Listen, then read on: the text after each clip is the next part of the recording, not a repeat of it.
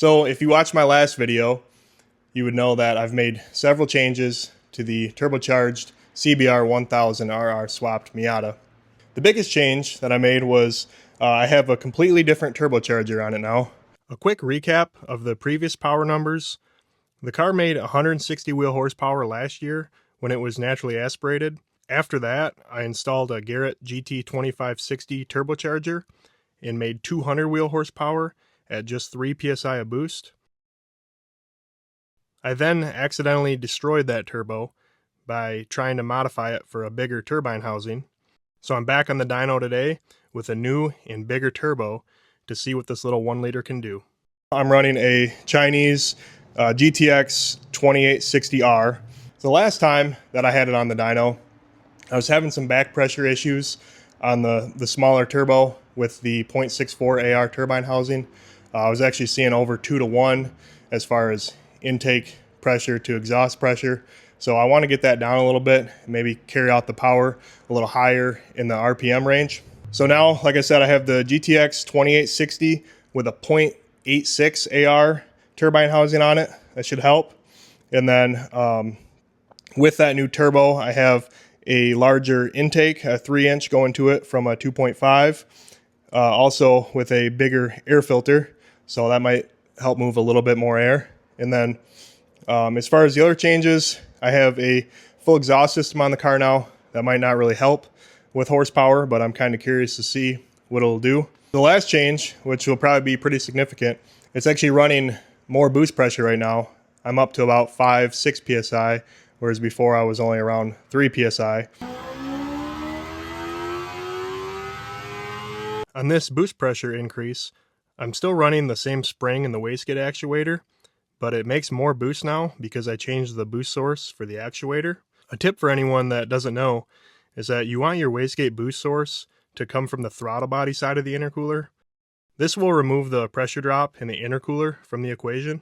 Basically, boost is higher before the intercooler and a little lower after it. So if you put the wastegate source post intercooler, the engine is going to receive the same boost level that the turbo is making. And the compressor wheel on this turbo is slightly larger than the old turbo.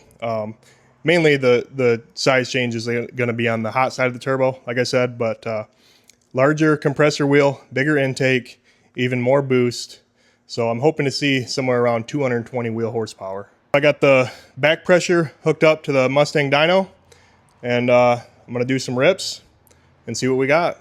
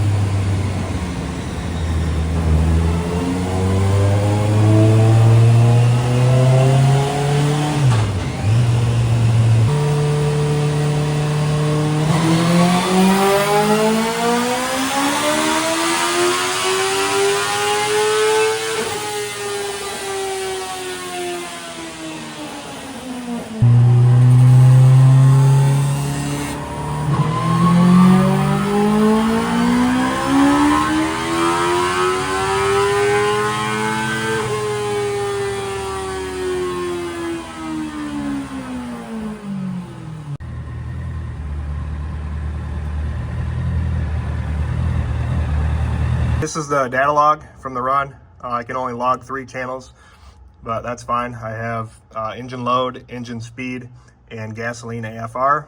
So the top is the load. I was running about 138 kPa, which is right around 5 psi.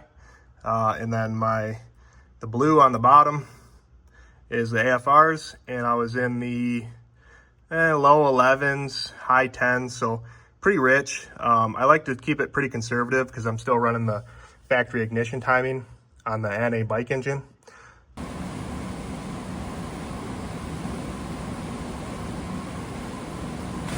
I'm gonna go ahead and overlay this in the middle of the video because when I was actually doing the dyno runs, I didn't really have a lot of time to go over this data. This was after the first pull, made 223 wheel horsepower and peak torque was 111 foot-pounds. Let's see, it made the peak horsepower at 11,300 RPM.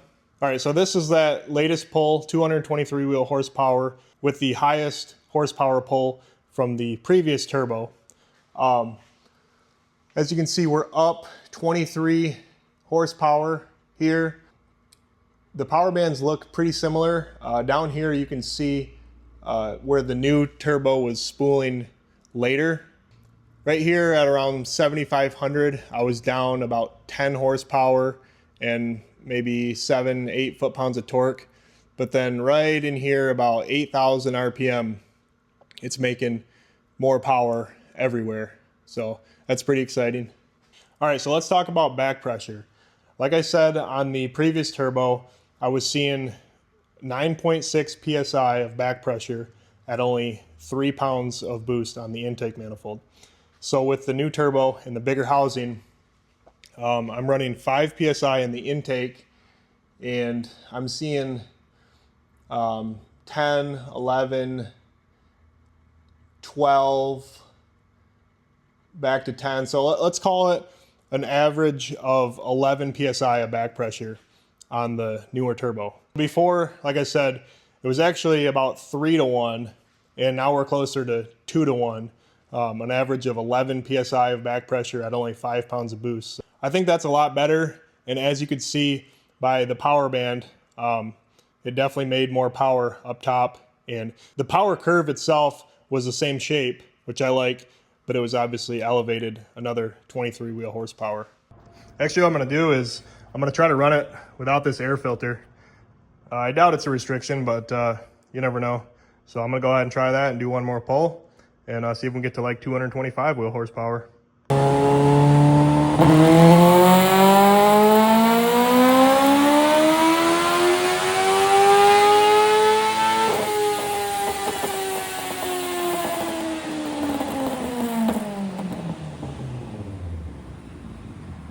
So surprisingly, I actually lost 10 wheel horsepower.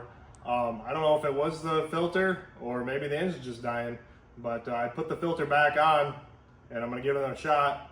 Hopefully that horsepower comes back, because that's a little sus.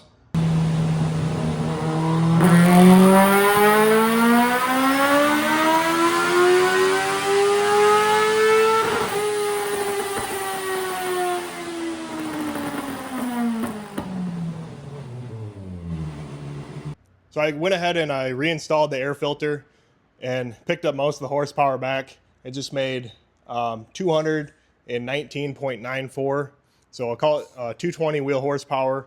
And another thing to keep in mind too is that as I do more and more pulls, everything's getting hotter. So I could be losing some horsepower from the heat. Like I said, we made 223 wheel horsepower off the rip, and we're at 220 right now. So pretty consistent.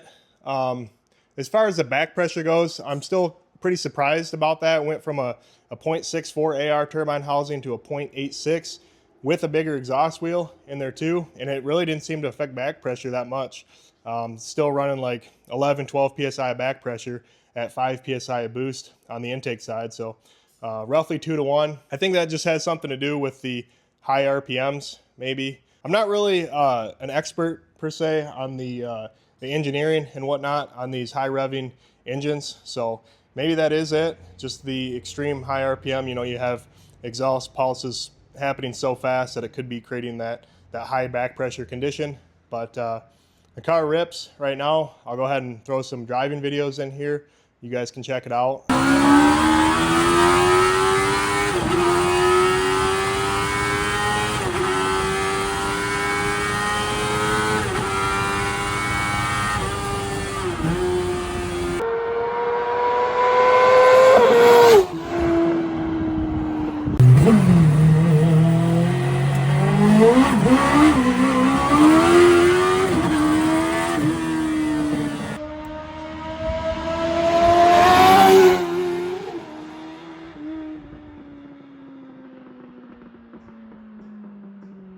I think I'm just going to leave the car like that for now and enjoy it at this power level. And I'm thinking about installing a quick shift kit, so keep an eye out for that video, and thanks for watching.